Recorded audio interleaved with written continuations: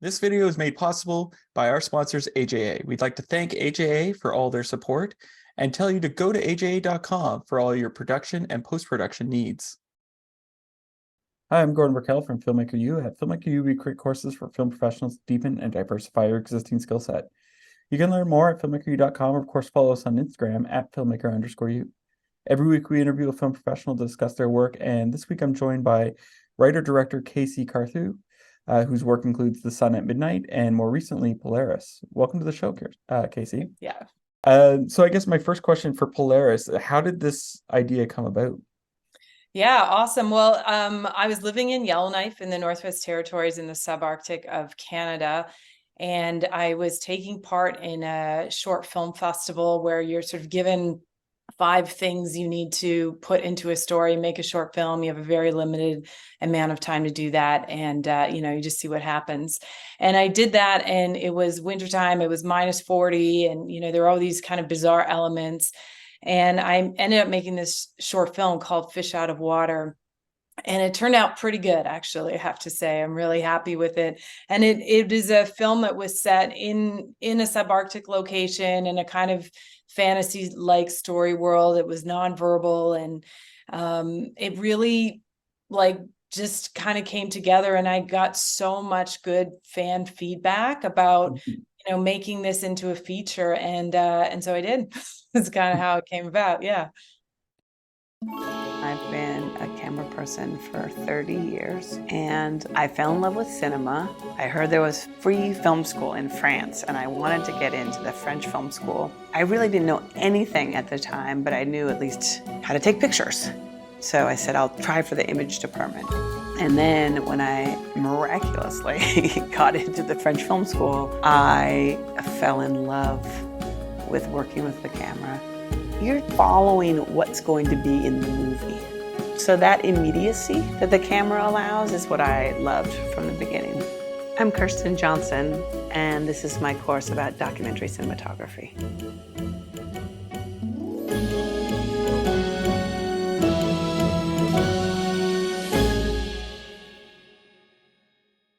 What's interesting is I've always found there aren't enough, scary movies, action movies, or anything set in the cold. And I feel that's part of it is people don't want to shoot in the cold. But but there's something very unsettling in terms of the lack of sound or the quietness of things. So how did you go about sort of developing the tone for your short and for the feature? Yeah, there's something really beautiful about that winter world too. We've seen films like The Revenant where they have this really kind of beautiful color palette, and it leans into the grays, but also into the sort of the purples and the blues of that winter world, because something about winter too is you have different qualities of light, and it really kind of creates these different textures.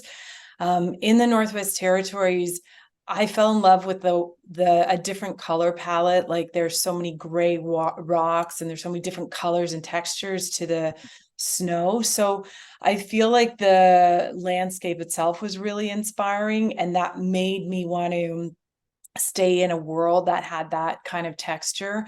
There are a lot of challenges to filming in the cold, obvious to many, and some that are, less obvious. But one of the privileges of growing up and living in different parts of the world, such as the sort of subarctic terrain, is you realize this is special, and I want to share that story. I love this place, and I want to put it on screen. And just as you say, there aren't that many stories on screen. I think it's really hard. It's hard to make the films, but it's also, if you're in Los Angeles or if you're in Johannesburg, you don't really have easy access to that landscape and that type of storytelling. So for me, it felt very organic. It was right in my backyard. So in some ways it was easy, and then in other ways it was more challenging. Yeah.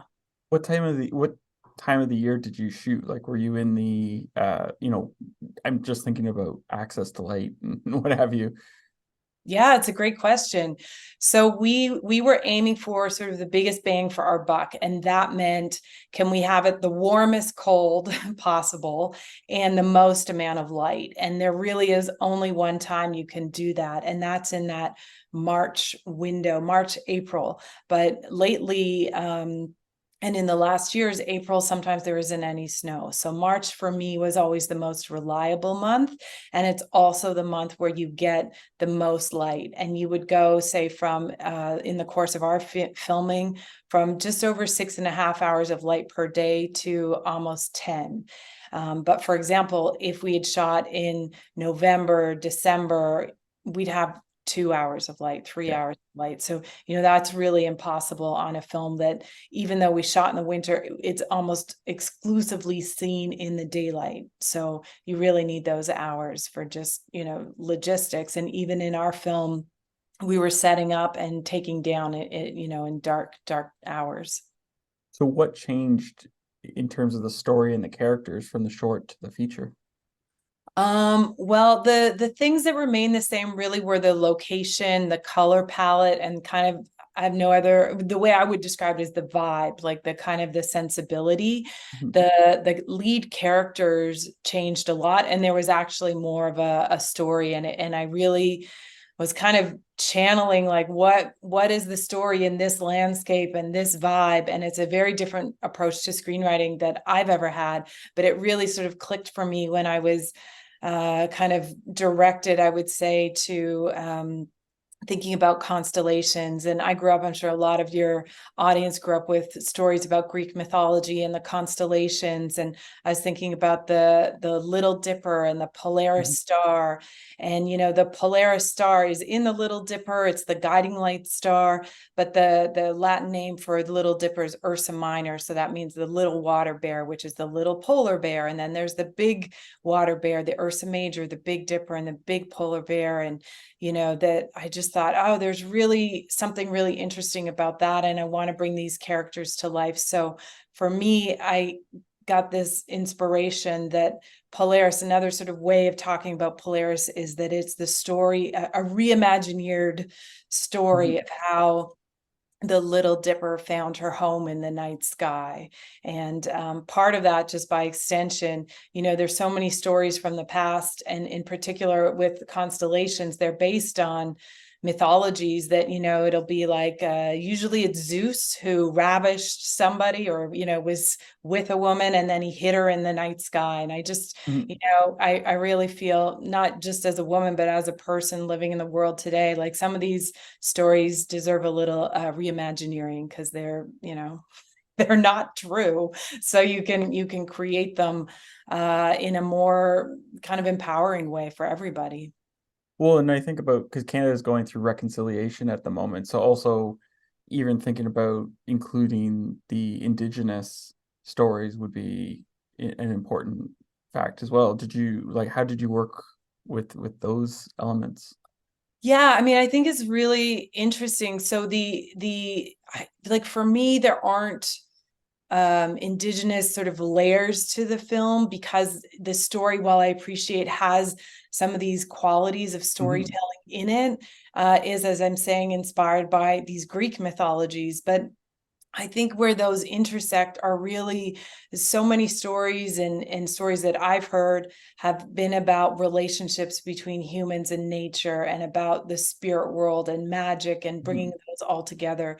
So those are stories that I've always been attracted to in my life. And I think one of the privileges of living in the North is, these stories are really around you. It's not this story, but, there are a lot of other stories around. So if in my telling, I think, it makes sense to me that somebody would make those connections, because they are so connected. So much of the movie Polaris is really about human and nature and those relationships. And so many of the stories we hear from Indigenous storytellers are about those elements coming together, because they're so important. So I fully see how that all kind of comes together, and the northern landscape too. It's really beautiful. And I think, we can learn particularly from, there are Indigenous storytellers who tell all kinds of stories. So it's not just about, stories about nature. There's as many stories as there are people. So I do think, though, that the North, anybody growing up in the North has a better access to the land, because it's right there. It's not, you don't drive a few hours to go for a hike or something like that. It's right there.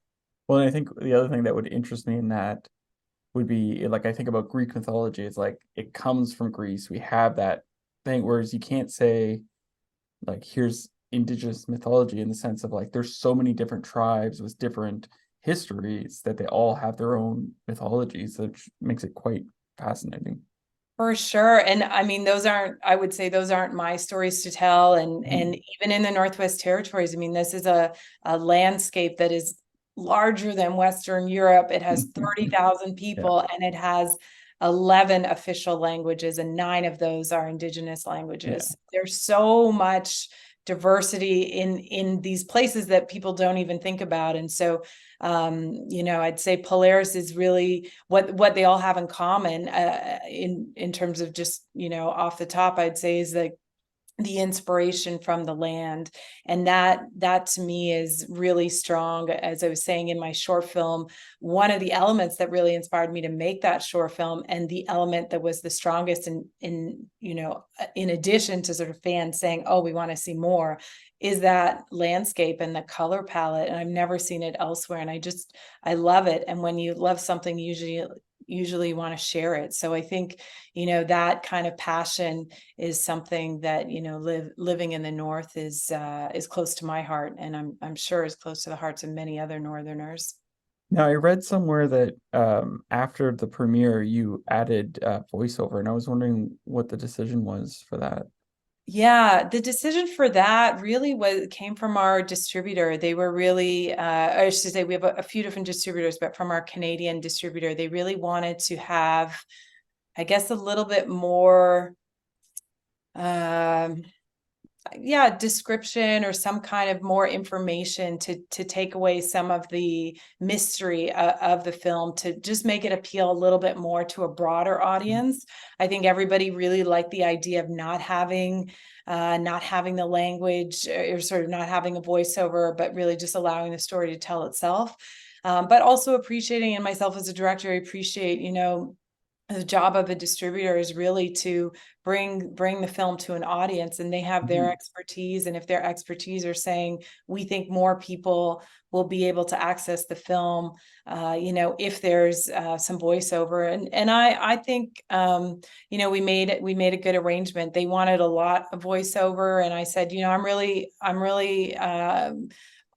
keen on having the voiceover at the beginning, and then not so much throughout the rest of the film, because it is a different kind of a film, and it's a little bit more like show and allow that magic and that element to unfold. And that's really going to appeal to a lot of people. It's a different way of watching movies, and it's not going to appeal to some other people, and I think that's okay. I'm not making a film for everybody. It's it's a film for those who like it, but of course it's intended to be a commercial film. So definitely want to acknowledge and respect the distributor's expertise there. What I'd love to know is like, how do you work with your actors to get the performances that you do out of them? Yeah, I mean, the Polaris film, we're really lucky. We had so many people come out to audition. It's an all-female cast, and everyone was really excited. They're like, oh, I get to play like a female, like badass warrior, whatever.